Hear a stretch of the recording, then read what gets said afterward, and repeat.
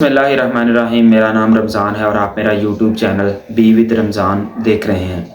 आज हम पाकिस्तान के पहले कॉन्स्टिट्यूशन के बारे में बात करेंगे कि ये किस तरह वजूद में आया, इसकी ज़रूरत क्यों पड़ी और ये क्यों बनाया गया। तो इन तमाम चीज़ों के बारे में आज हम बात करेंगे। सबसे पहले देखें, जब पाकिस्तान वजूद में आया, जो पाकिस्तान के पहले गवर्नर जनरल थे कायद-ए-आज़म मोहम्मद अली जिन्ना, जिनको पाकिस्तान का बानी भी कहा जाता है, जब पाकिस्तान बना तो उन्होंने सोचा कि अब एक कॉन्स्टिट्यूशन हमें चाहिए, एक आइन चाहिए जिस पर हम पाकिस्तान को चला सकें, जिसके तहत ये चला सकें। क्योंकि कोई भी मुल्क जब तक उसके पास कोई रोड मैप नहीं होता, कोई नक्शा ना हो, तो वो कैसे अपने आप को चला सकेगा, अपनी आवाम को गवर्न कर सकेगा। तो उस पर जो पहली कॉन्स्टिट्यूशन असम्बली थी वो 1946-7 में बन गई, जब पाकिस्तान वजूद में आया।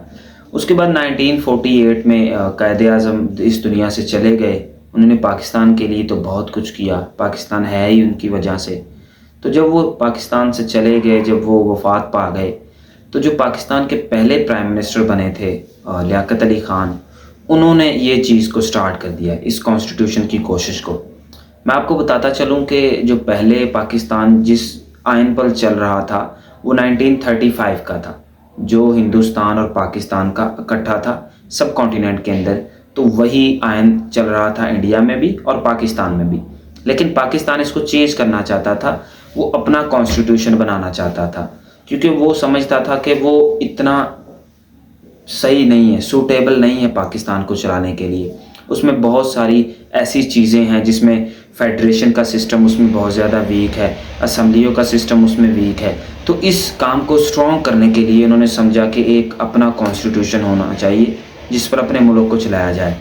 तो लियाकत अली ख़ान, एक जो उस वक्त के दौर में प्रेसिडेंट गवर्नर जनरल होते हैं, सिकंदर मिर्ज़ा, उनका जो ख्वाजा निज़ामुद्दीन, तो वो एक कमेटी बना देते हैं जिसको हम बेसिक प्रिंसिपल कमेटी कहते हैं, और उनको वो एक टास्क दे देते हैं कि आप एक ड्राफ्ट बनाएं कॉन्स्टिट्यूशन का। वो ड्राफ्ट बना के जब उसके बाद लियाकत अली ख़ान को कत्ल कर दिया जाता है, एक जब वो एड्रेस कर रहे होते हैं अपनी नेशन को 1951 में। तो उनके कत्ल के बाद वो प्रोसेस एक बार थम जाता है। लेकिन वो जो बेसिक प्रिंसिपल कमेटी उन्होंने बनाई होती है, वो अपनी रिपोर्ट पेश कर देती है, जमा कर देती है उस वक्त के जो वज़ीर आज़म होते हैं, जिनको हम मोहम्मद अली बोगरा के नाम से जानते हैं। तो उनको वो पेश कर देते हैं रिपोर्ट कि हमने ड्राफ्ट तैयार कर लिया है, आप देख लें कि अगर ये ठीक है फर्दर प्रोसेस के लिए इसको भेज दें। तो वो फर्दर प्रोसेस के लिए जो कॉन्स्टिट्यूशन है वो भेज दिया जाता है। और उसके बाद पॉलिटिकल इंस्टेबिलिटी भी पाकिस्तान में इतनी ख़ास नहीं होती। हमने देखा उसके बाद के जो फ़ातिमा जना थी, उन्होंने कोशिश की पाकिस्तान के लिए, लेकिन उनको डिक्लेयर कर दिया गया कि आप गद्दार हैं वतन से। और बहुत सारी कोशिशें की, लियाकत अली ख़ान को कत्ल कर दिया गया।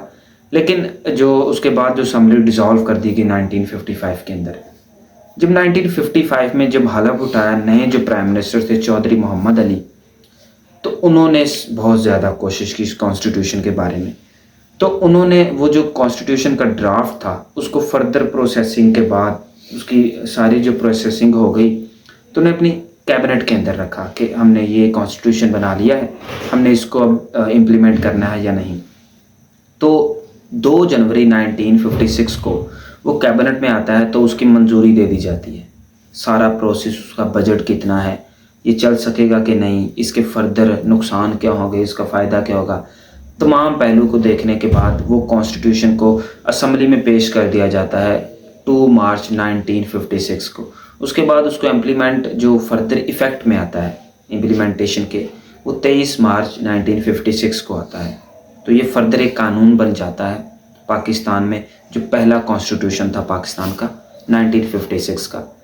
बाद में हमने देखा कि ये कॉन्स्टिट्यूशन ख़त्म हो गया। लेकिन आपको मैं बेसिक चीज़ें इस कॉन्स्टिट्यूशन की बताऊं, तो इसमें जो चंद पॉइंट थे, उनमें जो हेड ऑफ स्टेट होगा वो प्रेसिडेंट होगा, जो हेड ऑफ गवर्नमेंट होगा वो प्राइम मिनिस्टर होगा। ह्यूमन राइट्स के बारे में बहुत ज़्यादा बात की गई कि जो शख्स जिस पार्टी में जाना चाहे वो जा सकता है, उसको आज़ादी है। असम्बली में जिसको वोट देना चाहे वो दे सकता है। तो ये तमाम चीज़ें थी जिसमें एक इंडिविजुअल की आज़ादी के बारे में, उसके ह्यूमन राइट्स के बारे में, उसकी ड्यूटीज़ के बारे में, اس کے رائٹس، وہ ایز اے شہری کس طرح زندگی ایک کمیونٹی اور سوسائٹی کے اندر گزار سکتا ہے. تو ایک مکمل روڈ میپ تیار کر لیا گیا تھا اس آئین کے اندر. لیکن بعد میں پاکستان کی یہ روایت رہی ہے شروع سے ہی 1947 سے ہی کہ اس آئین کو معطل کر دیا جاتا ہے. جو ایوب خان ہیں جو ڈکٹیٹر تھے وہ مارشل لا نافذ کر دیتے ہیں پاکستان میں، اور اس کی وجوہات جو بتائی جاتی ہیں وہ یہی ہیں کہ اس وقت کی جو گورنمنٹ تھی اور اسٹیبلشمنٹ تھی ان کا آپس میں پھڈا پڑ گیا تھا. اس وقت بھی اگر ہم دیکھیں تو پی ٹی آئی کلیم کرتی ہے کہ ان کا جو اسٹیبلشمنٹ کے ساتھ رویہ، اسٹیبلشمنٹ کا ان کے ساتھ رویہ بالکل ٹھیک نہیں ہے، وہ نیوٹرل نہیں ہے. ان کی جو سپورٹ ہے وہ پی ایم ایل این کی طرف ہے اور پیپلز پارٹی کی طرف ہے، یعنی کہ گورنمنٹ کی طرف ہے، وہ بالکل بھی نیوٹرل نہیں ہے. تو اس وقت بھی یہ دیکھا جاتا ہے اور کہا جاتا ہے کہ جو جنرل ایوب خان تھے ان کا گورنمنٹ کے ساتھ پھڈا پڑ گیا تھا. اس وقت تو اپوزیشن کے ساتھ ہے نا، اس وقت گورنمنٹ کے ساتھ تھا. تو اسی وجہ سے جو اس وقت کے پریزیڈنٹ تھے جن کو ہم کہتے ہیں اس وقت کے خواجہ نظیم الدین شاید تھے جو پریزیڈنٹ تھے اس وقت کے، تو انہوں نے مارشل لا نافذ کر دیا تھا. تو مارشل لا نافذ انہوں نے معطل کر دیا اس کانسٹیٹیوشن کو اور بالکل ہی برخاست کر دیا. سارے اسمبلیوں کو ڈیزالو کر دیا گیا اور پاکستان میں ڈکٹیٹر کا راج ہو گیا اور مارشل لا لگ گیا. تو یہ پہلا کانسٹیٹیوشن تھا. یہ چند چیزیں تھیں کانسٹیٹیوشن کے بارے میں.